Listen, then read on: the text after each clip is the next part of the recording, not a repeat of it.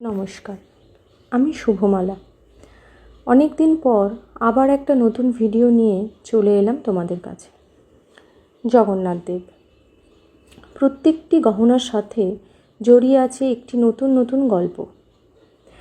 দামনাকা হলো একটি বিশেষ ধরনের ফুলের গাছ, আর্টিমিশিয়া ইন্ডিকা।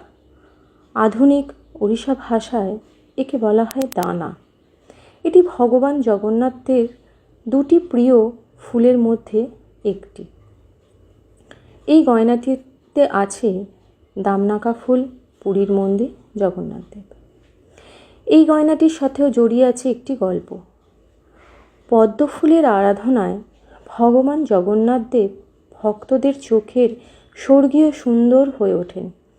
পবিত্র পথের স্মৃতিতে ভগবান জগন্নাথ দেব প্রতি বছর মাঘ মাসের বসন্ত পঞ্চমী বুধবার শনিবারের আগে একটি সুন্দর পদ্ম ফুল দিয়ে শোভিত হয়। সেটি তুলে ধরেছি এই গয়নাটির মধ্যে।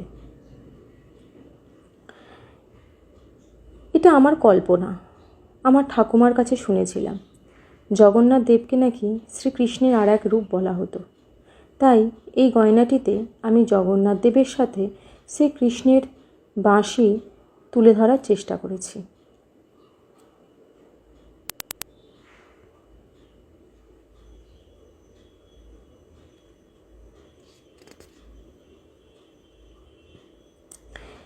এটার মধ্যেও রয়েছে একটি গল্প।